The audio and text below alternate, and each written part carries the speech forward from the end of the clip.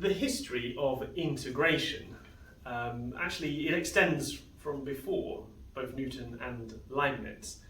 In fact, it goes back to the ancient Greeks. In their quest to find the area of a circle, they actually touched upon these sorts of ideas. And I want to talk about a little bit about their methodology. You see, in trying to find an area of a circle, say for example I drew a quarter of a circle, and I'm going to draw it just in like a first quadrant graph like this. And there we go. This circle is described by x squared plus y squared equals a squared, where a is the radius. Now, one thing about this particular circle is the area could actually be worked out by looking at size of shapes enclosed within it.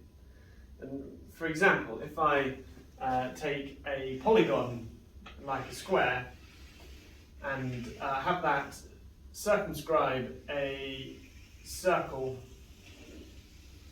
but it inscribe another polygon inside. If I've got these as polygon A and B, then I know the area of this circle is going to be, well, bigger than A, but less than B. It's going to be somewhere in that interval.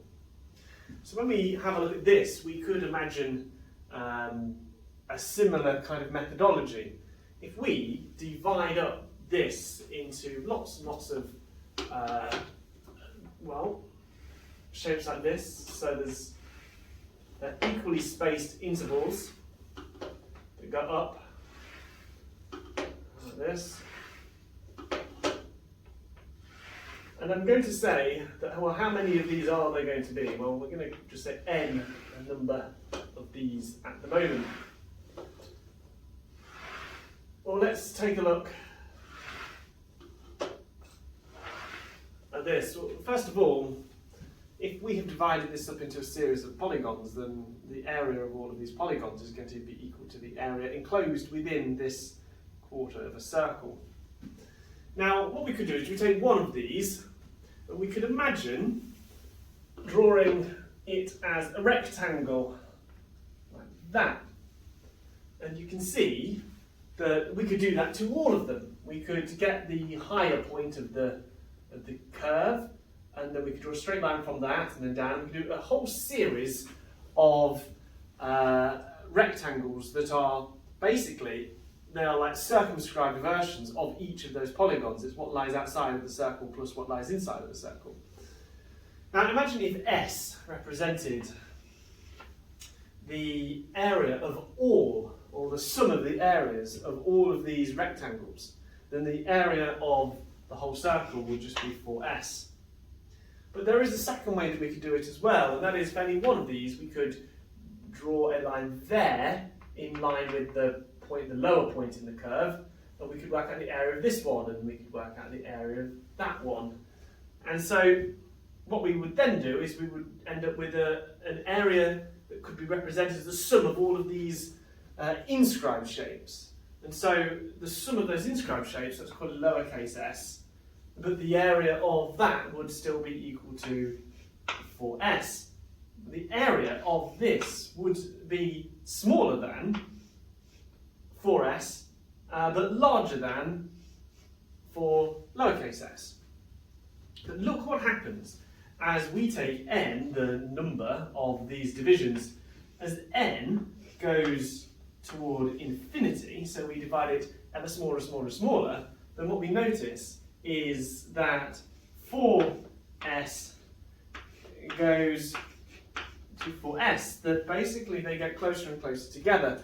As we look at ever smaller intervals, then our approximation for the area becomes very, very similar, and as n equals infinity, then 4s is equal to 4s. And this is basically the idea that the ancient Greeks were playing with, that if we considered an infinite number of intervals, then this approach would give us the accurate area of the circle.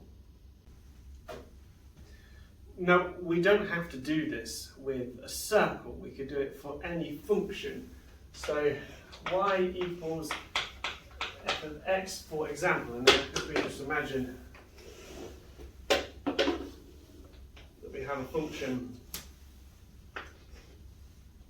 and it's doing something like this, and we were interested in the area under the graph.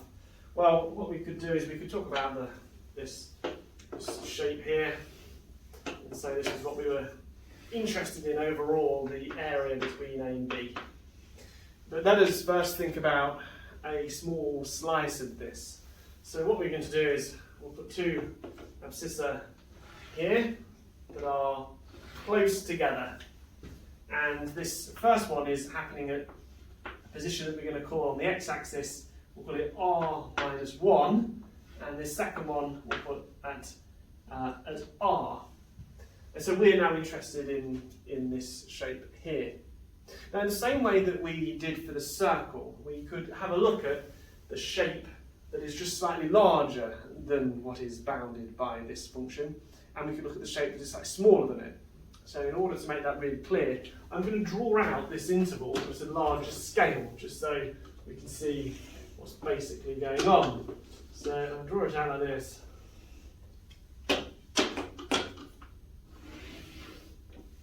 And imagine that in this interval, the shape is doing that. The function is going through that. So this is here x to r minus 1, and this is xr.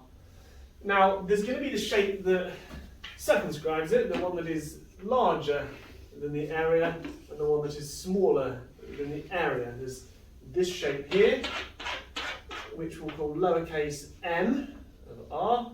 And then there's this shape here, which is all of it, all the way down. We'll call that uppercase M of R.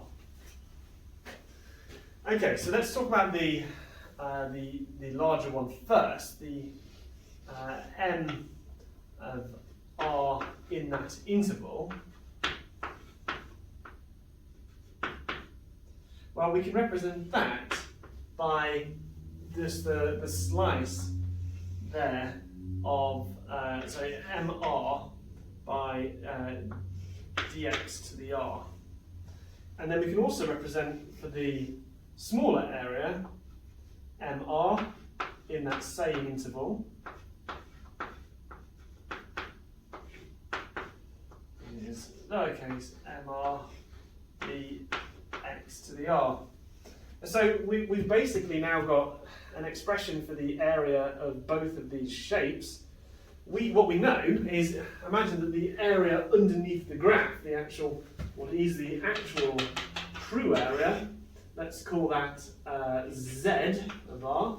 Well then what we know is that m of, let's do the smaller one first, mr of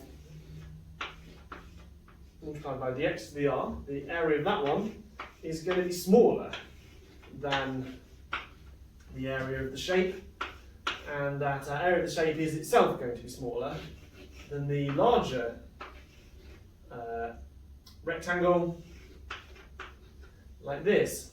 Now what we can see is, because both of these two shapes are the product of multiplying basically the height by the interval width, what we can do is we can divide by the interval width everywhere.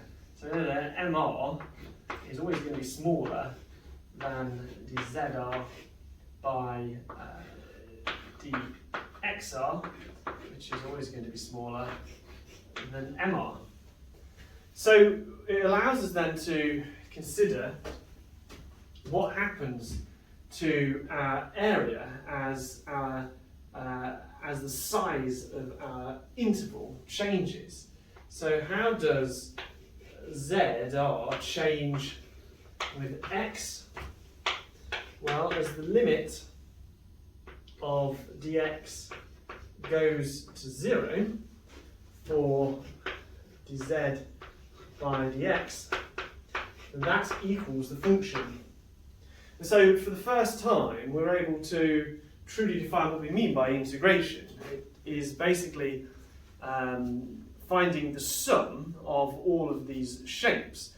But a key thing is that we're able to do that if we consider this interval here so small that it is basically going to infinitely small. At that stage, it doesn't matter whether or not we use the inscribed or the circumscribed shape, they will actually produce the same area at that point.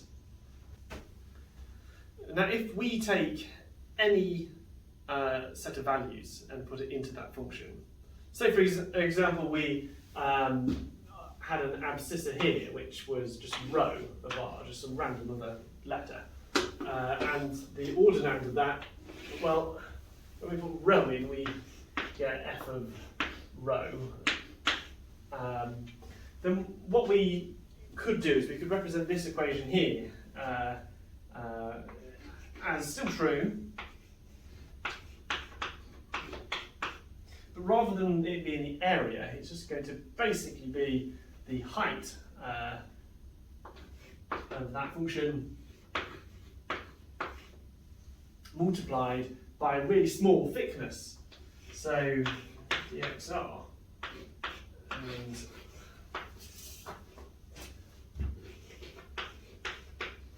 so what we know is that we could basically find the area of this whole shape by just taking lots and lots and lots of values of the function multiplied by the very small thickness. And that means that we could represent the total area, which was dz, as being equal to the sum of all of those little slices of the function by dxr. Now, the key thing here is that these are actual real slices of real value for those intervals. But what happens if we shrink those intervals down to the end point where we're actually adding together an infinite number of infinitely small intervals? Then we change the notation and we say that here that the area is equal to, as the limit of that interval goes to 0, the sum of, and we use a different expression for the sum, and we actually use that, the integral sign, of f of pr dxr. So what we mean by integration is that we're adding together all of these shapes, but that we're making them infinitely thin, and we're adding together an infinite number of them. Now what you can see here is that the approximation will edge closer and closer and closer to the true value as we explore the limit of the interval going to 0. And so this is how we can use integration to find the area under a triangle. Not the area under a triangle, the area under any function